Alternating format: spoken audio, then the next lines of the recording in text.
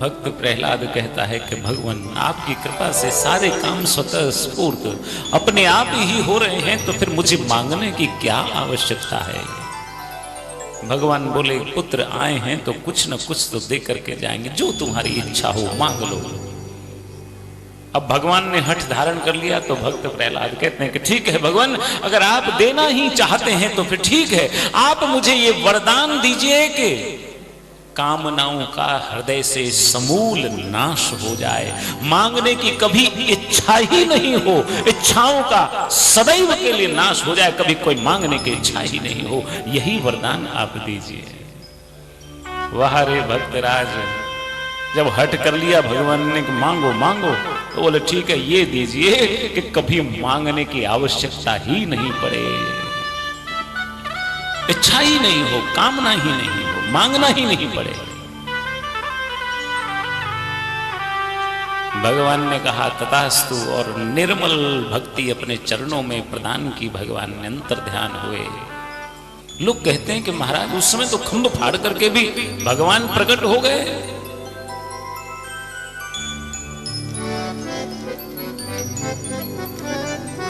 लगता है कथा में कुछ उतना रस नहीं आ रहा दिखता है, फिर भी माता बहनें बातें करती है, समझ नहीं आता, या तो कोई कमी है कथा में। माइक वाइक सही चल रहा है महाराज, आवाजें आ रही कि नहीं, पीछे तक आ रही है ना, फिर क्या बात है, बीच बीच में माता बहनें क्यों अपनी घर की चर्चा करने लग जाती, समझ में नहीं आता। लोग कहते हैं कि पहले उस समय तो खंभ फाड़ करके प्रकट हो गए, आज कितनी बिल्डिंगें गिर जाती, कितने मकान गिर जाते हैं, कितने ही खंभ गिर पड़ते हैं, उसके बाद भी भगवान क्यों नहीं प्रकट होते हैं। एक कवि कहते हैं, सूर्य अनेक फिरे कन मांगत, पै पद सूर सुस्वाद कहाँ है। बोले अनेक सूरदास मिल जाएंगे महाराज, सुंदर सुंदर पद गाते हुए, परंतु जो पदों में मिठास सूरदास के पदों में थी, वो आजकल के सूरदासों के लिखे हुए पदों में कहां है। सूर्य अनेक फिरे कन मांगत, पे पद सूर सुस्वाद कहां है। पुनिताल मजीरा बजात फिरे, मीरा मतवारी सी चाह कहाँ है। सिया राम कथा कितनों ने लिखी, तुलसी जैसी मर्याद कहाँ है। नरसिंह बसे प्रतिखंबन में, पर काढ़न को प्रहलाद कहाँ है। ताल मंजीरा बजाती हुई कितनी आज भी मीराएं मिल जाती हैं महाराज, परंतु जो कृष्ण के प्रति, अपने गोविंद के प्रति जो मतवालापन, जो चाह मीरा के हृदय में थी, वो आजकल की मीराओं के हृदय में भला कहाँ देखने को मिलती है। राम जी की कथा तो दुनिया भर के कई संतों ने, महंतों ने लिखी, कई लेखकों ने लिखी, परंतु जो मर्यादा गोस्वामी तुलसीदास रचित रामचरितमानस में है, वो मर्यादा कहीं और नहीं है। बोले नृसिंह तो हर खंभ में, हर जगह, हर स्थान पर बसते हैं, परंतु प्रहलाद जैसी निष्ठा भी तो होनी चाहिए महाराज। भगवान तो प्रकट हो जाएंगे, आज भी प्रकट होते हैं, हो सकते हैं, परंतु कम से कम प्रहलाद जैसी निष्ठा तो होनी चाहिए। भक्त प्रहलाद को कृतार्थ किया, कालांतर में भक्त प्रहलाद ने अनेक वर्ष तक राज्य भोगा, फिर भगवान के पार्षद बने, वैकुंठ धाम जाकर के नौकरी मिल गई महाराज। फिर तो भगवान के जो परम भक्त होते हैं ना, उनको भगवान अपने साथ रख लेते हैं हमेशा के लिए। सूत जी महाराज कहते हैं कि यहां पर जब उन्होंने कह करके कथा सुनाई, तो शौनक ऋषि ने कहा कि भगवान आपने एक से एक भक्तों की कृपा सुनाई, क्या ऐसा दूसरे जीवों में भी देखने को मिलता है? पशु पक्षी भी कभी भक्ति कर सकते हैं? बोले क्यों नहीं कर सकते? बोले कथा सुनाता हूं, ध्यान से सुनिए। बोले एक बार की बात है, त्रिकूट पर्वत पर क्षीर सागर में 10,000 योजन ऊंचा एक बड़ा ही विशाल ऋतुमान, वरुण का ऋतुमान नाम का एक उद्यान था, और उस उद्यान के समीप एक सरोवर, और वो सरोवर ऐसा प्रतीत होता जैसे एक बड़ा समुद्र हो। और ये उद्यान जैसे बहुत बड़ा अरण्य, बड़ा जंगल हो, घना जंगल, इतना बड़ा उद्यान वरुण देव का, 10,000 योजन ऊंचा क्षीर सागर से। और वहीं पर बोले उसी जंगल में, उसी वन में, उसी उद्यान में एक गजेंद्र रहता था, बड़ा विशाल मत वाला हाथी, अपने परिवार के साथ, कई पत्नियां, कई बच्चे, जिसके ऐसा विशाल मत वाला वो हाथी उस वन में निवास करता। और एक दिन ऐसे ही ये जो है गजेंद्र अपने परिजनों के साथ, अपने परिवार वालों के साथ उस सरोवर में जल पीने के लिए गया। अब वहां जल पीने के लिए गए तो महाराज जल पीते पीते अचानक जो है एक ग्राह ने, जल पी रहे थे, सूंड में जल भर भर के एक दूसरे के ऊपर जल क्रीड़ा कर रहे थे, एक दूसरे के ऊपर जल डाल रहे थे ये परिजन, उनकी पत्नियां, उसके बच्चे, और सब ठिठोली कर रहे थे उस जल के भीतर। और उसी समय उस जल में रहने वाले एक विशाल ग्राह ने उस गजेंद्र का पैर पकड़ लिया। और जब पैर पकड़ा तो घर वाले जितने भी पत्नियां, बच्चे, सबके सब पकड़ करके खींचने लगे। कभी वो खींच करके बाहर लाता थोड़ा सा तो ग्राह फिर उतना ही रह जाता, क्योंकि जल में ग्राह का बल 100 गुना हो जाता है। इसीलिए वो थक हार गए। सबने मिलकर के प्रयास किया, नहीं निकाल पाए। अंततः सबने सोचा कि आज तो लगता है हमारे राजा का अंतिम दिन है, इसलिए सब एक एक करके, दोपहर हो गई, धीरे धीरे संध्या के समय दिन बढ़ने लगा, एक एक करके सब लोग जाने लगे। उसने देखा कि आज तो मेरा अंत समय आ गया, अब किसको पुकारूं, नाम नहीं जानता।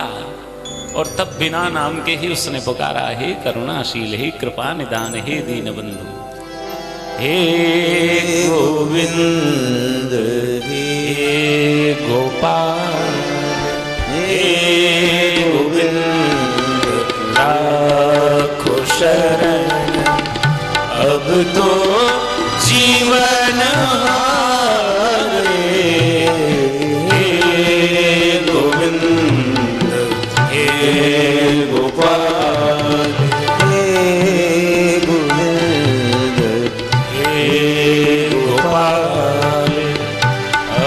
तो जीवन हारे, हे गोविंद, हे गोपाल, नीर पीवन है तू गयो, नीर पीवन है तू गयो, सिंधु के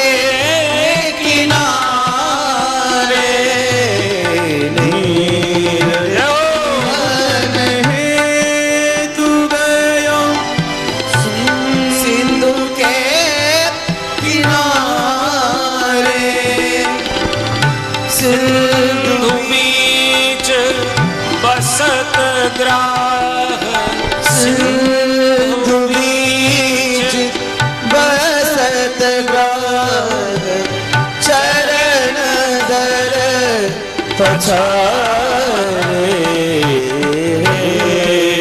गोविंद राखो शरण, अब तो जीवन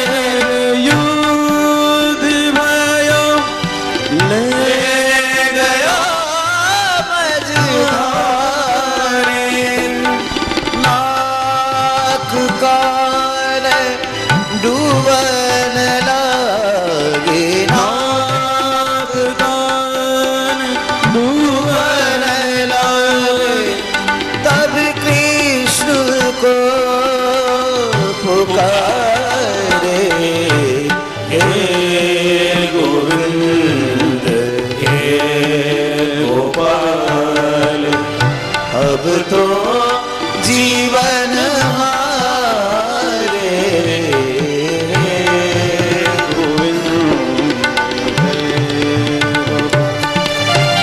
द्वारिका में शब्द गायो द्वारिका में शब्द गायो शोर भयो भारे द्वारिका में शब्द गायो शोर भयो भारे शंख चक्र गदा पद्म शंख चक्र गदा पद्म गरुड़ तजी सिधारे हे गोविंद हे गोपाल अब तो जीवन हारे हे गोविंद हे गोपाल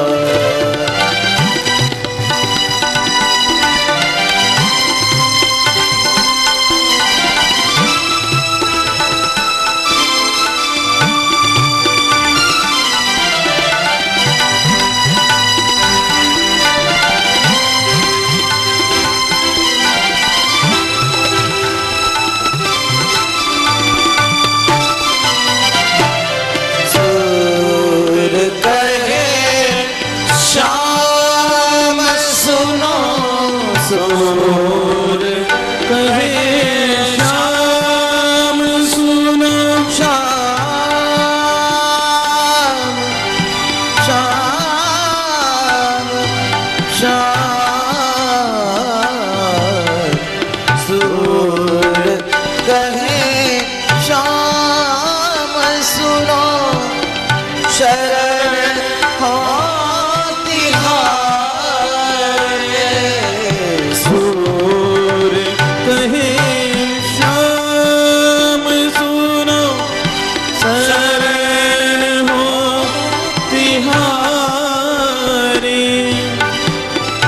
आवत वीर पार करो अवध वीर पार करो नंद के दुलारे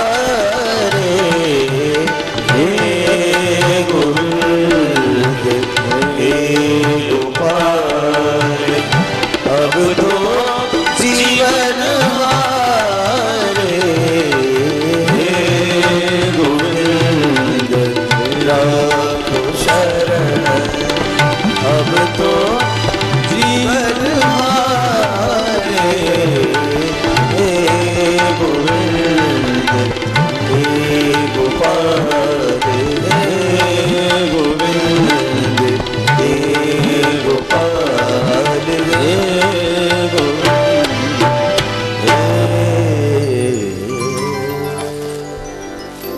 हे गोविंद हे गोपाल। नाम नहीं जानता था वो किसको पुकारूं, कौन रक्षा करता है। सुना तो है कि संकट में पड़े हुए दीन जनों के आर्त जनों की पुकार कोई सुनता है। अब ना तो नारायण का नाम आए महाराज, ना राम आए, ना लक्ष्मण, ना को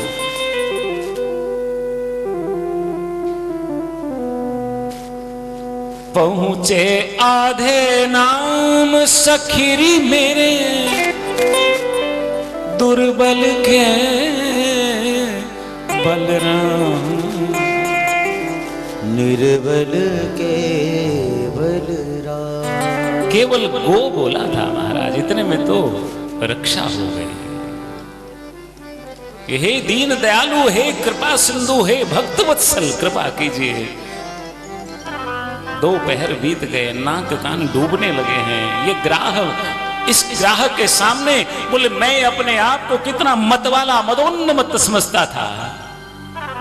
पहले तो स्थिति ये थी, जंगल में छोटे मोटे खरगोश मिल जाते ना महाराज, उनसे कहता घबराना मत, चिंता मत करना, मैं इस जंगल का राजा हूं, कभी संकट में पड़ जाओ तो मुझे याद कर लेना। और आज जब खुद संकट में पड़ा तो कोई बचाने वाला नहीं। हे भक्त वत्सल, हे कृपा सिंधु, हे दीन दयालु, हे करुणा सागर, आप जो भी हैं जहां भी हैं मेरी रक्षा कीजिए। इस आर्त पुकार को सुनिए हे प्रभु, हे दीन बंधु। और भगवान तो इसीलिए तो कहा है, भाव बिन सुनी पुकारे मैं कभी सुनता नहीं। भाव से के बिना पुकारो तो कभी नहीं सुनता। और तब तुरंत दौड़ आए महाराज, भूल गए शंख चक्र गदा पद्म, गरुड़ को भी बोले खुद ही पहुंच गए महाराज।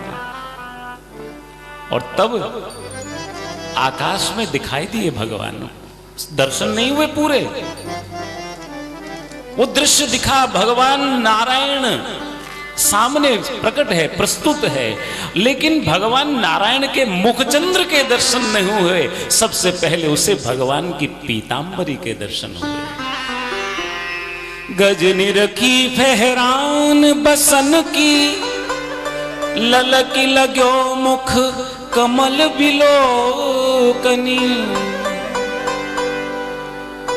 भूल गयो सुधिग्राह ग्रसन की, गजनी रखी फहरान बसन की। गजनी रखी फहरान